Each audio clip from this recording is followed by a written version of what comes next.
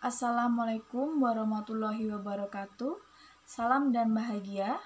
Perkenalkan, kami dari kelompok 2 akan mempresentasikan hasil kerja kami yang berjudul Bagaimana Bisnis Menggunakan Sistem Informasi. Sebelumnya, saya akan memperkenalkan anggota-anggota dari kelompok 2. Yang pertama itu ada saya sendiri, Natalia Rizky Arvika, dengan NIM 2019-008-361.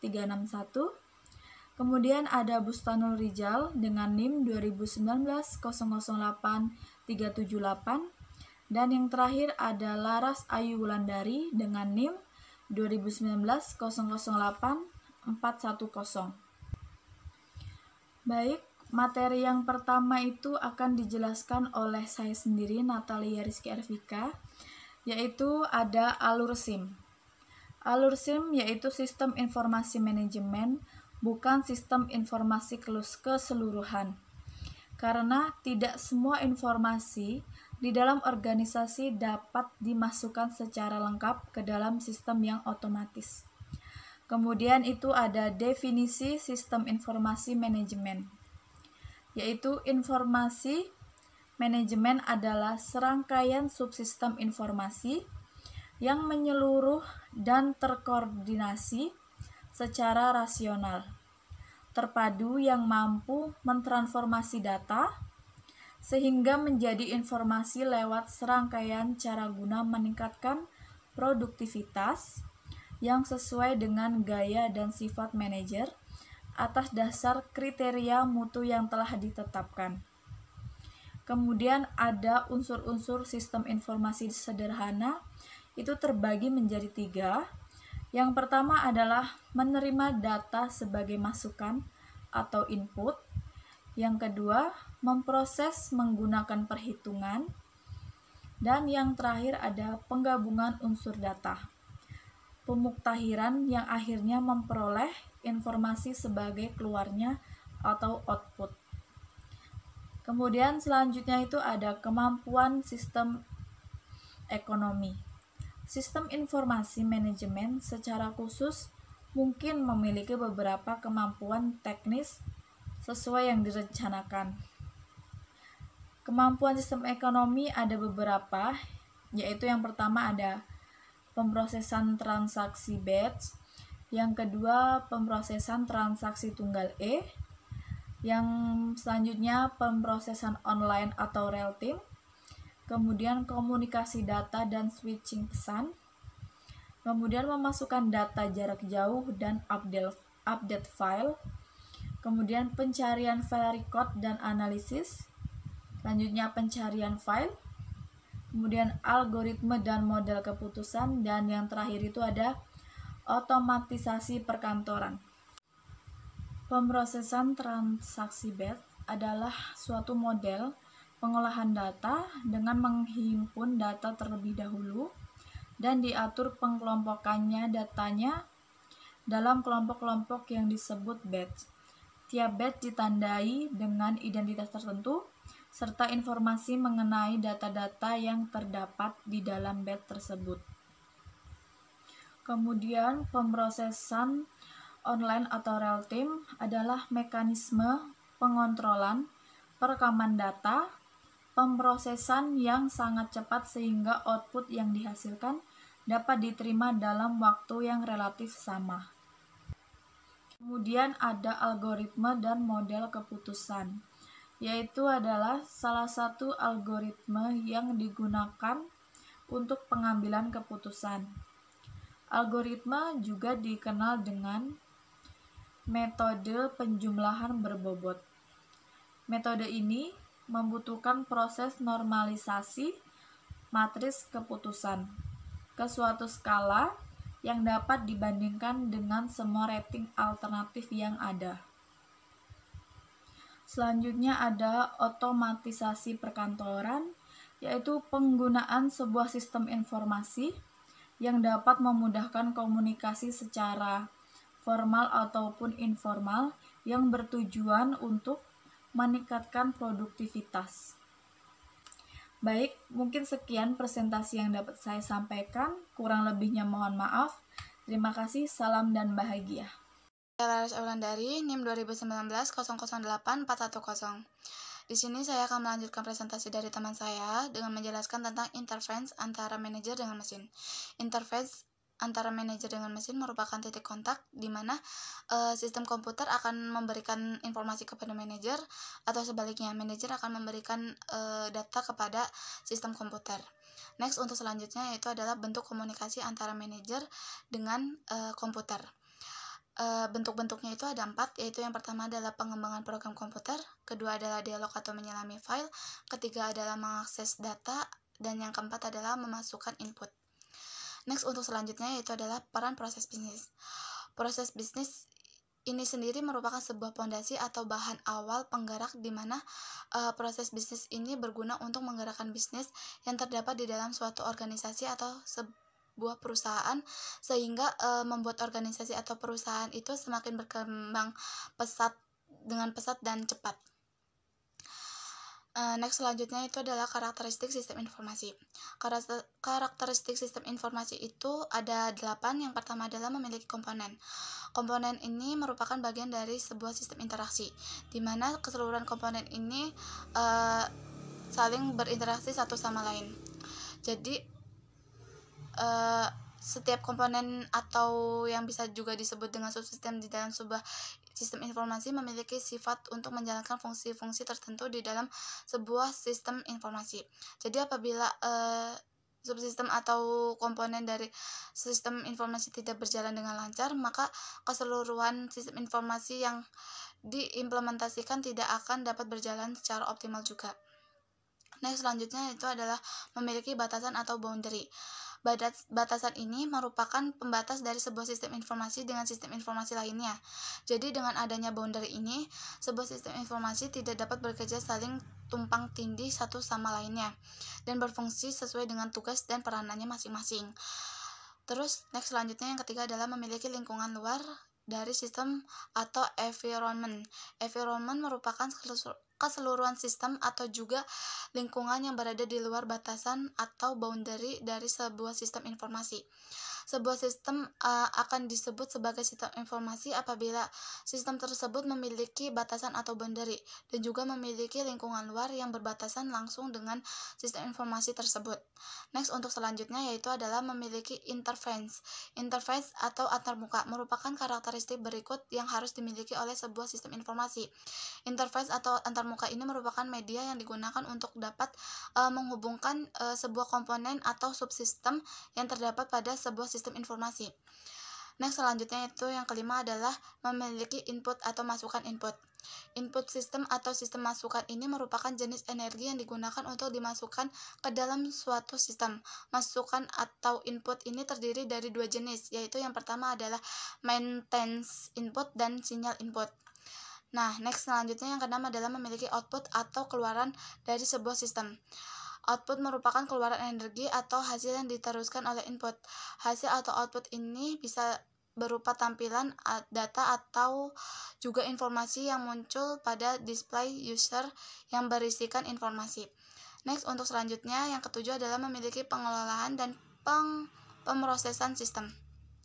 Pemrosesan sistem ini membantu proses pengelolaan data secara keseluruhan yang dapat di dalam sebuah sistem informasi, lalu mentransmisikan hasil dari pengelolaan data tersebut menuju output yang dikeluarkan oleh sistem dan dapat diakses oleh user. Next, selanjutnya yaitu memiliki sasaran dari sistem. Karakteristik terakhir merupakan karakteristik yang mungkin paling penting dari sebuah sistem informasi, yaitu sasaran dari sistem.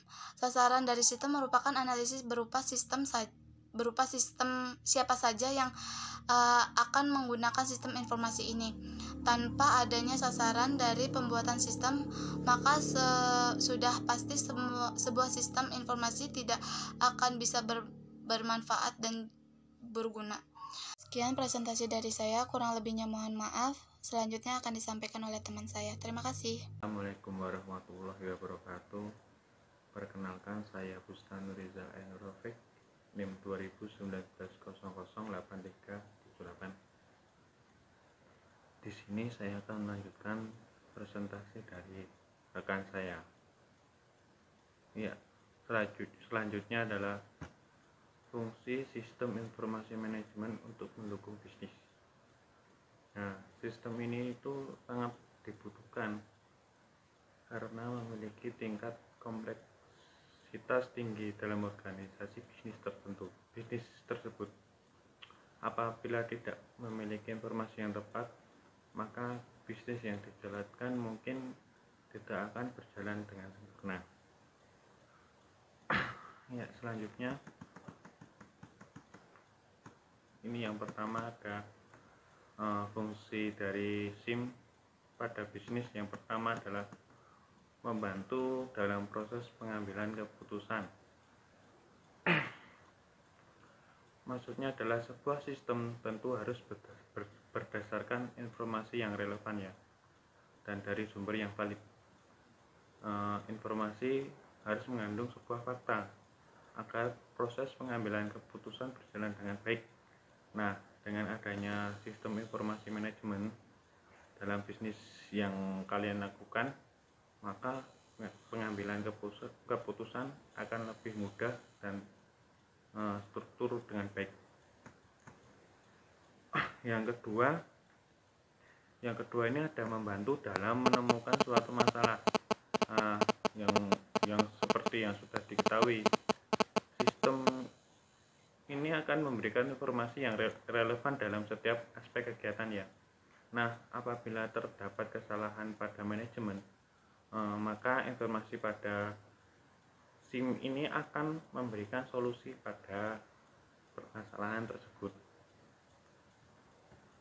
Selanjutnya yang ketiga itu ada membantu dalam membandingkan kinerja bisnis dalam bisnis. Nah, di dalam sistem ini juga kan terdapat penyimpanan histori dalam data atau yang bisa disebut database ya. Nah, sehingga pada sistem informasi manajemen dapat membandingkan kinerja bisnis Anda dengan lebih mudah dan cepat. Nah, yang terakhir atau yang keempat ini ada membantu dalam hal koordinasi antar departemen. Maksudnya apa? Terkadang kan di beberapa perusahaan bisnis kan memiliki beberapa departemen dan menjalankan tugasnya masing-masing, sehingga perlu ada sebuah sistem yang dapat mengordinasi tiap departemen dengan baik. Nah, SIM di sini memiliki kemampuan untuk membantu koordinasi masing-masing departemen tersebut. Next, yang selanjutnya ada alternatif pengembangan sistem informasi. Nah, kan seiring berjalannya pengembangan zaman, maka kan dibutuhkan sistem teknologi informasi yang sesuai dengan kebutuhan ya. Artinya kita harus mengikuti zaman, jangan sampai ketinggalan. Nah, pengembangan sistem metode alternatif ini dapat berupa pengembangan sistem berupa metode paket, metode outsourcing, dan ada metode prototype atau prototyping. Next, yang pertama ada metode paket. Pengembangan sistem teknologi alternatif model paket ini dapat dilakukan dengan memberi perangkat lunak yang ada. Paket ini dikembangkan oleh pihak ketiga, yaitu analis sistem penjual paket. Sistem yang sudah dibeli dapat dioperasikan oleh departemen sistem informasi atau langsung digunakan oleh pemakai sistem paket. Paket biasanya banyak tersedia di pasaran. Paket yang tersedia berupa program aplikasi yang sederhana, misalkan hanya aplikasi pengajian atau aplikasi persediaan saja di fungsi akuntansi, sampai ke program aplikasi yang lengkap dan kompleks, misalnya ERP. Yang kedua ini ada model atau metode outsourcing. Nah, jika metode paket tidak tersedia ya, prioritas kedua biasanya jatuh kepada metode outsourcing. Penentuan apakah akan dikerjakan dan dioperasikan oleh pihak ketiga, outsourcing, atau dikembangkan oleh sendiri, insourcing, ditentukan oleh faktor kemampuan sumber daya, resources dari Departemen Sistem Teknologi Informasi.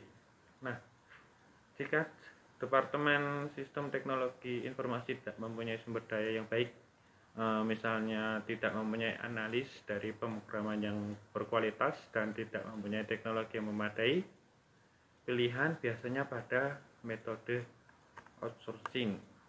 Nah, yang selanjutnya atau yang ketiga ini ada metode prototype. Biasanya pembuatan prototype atau prototyping meliputi pengembangan sistem uji coba yang cepat dan murah untuk dievaluasi oleh pengguna akhir. Nah, prototype ini adalah versi informasi atau bagian dari sistem yang sudah dapat berfungsi, tetapi dimaksudkan hanya sebagai model awal saja. Nah, setelah beroperasi, prototipe akan lebih jauh diperhalus hingga cocok sekali dengan kebutuhan penggunaannya. Ketika rancangannya telah difinalisasi, prototipe dapat dikonversi menjadi sistem produksi yang jauh lebih baik. Proses pembuatan rancangan awal, pencobanya akan memperhalusnya dan mencobanya kembali disebut proses pengembangan sistem yang iteratif, karena langkah-langkah yang dibutuhkan untuk membuat sistem dapat diulangi beberapa kali. Sekian, mungkin itu penjelasan dari saya. Bila banyak salahnya mohon dimaafkan. Sekian, wabillahi taufiq wal hidayah. Wassalamualaikum warahmatullahi wabarakatuh.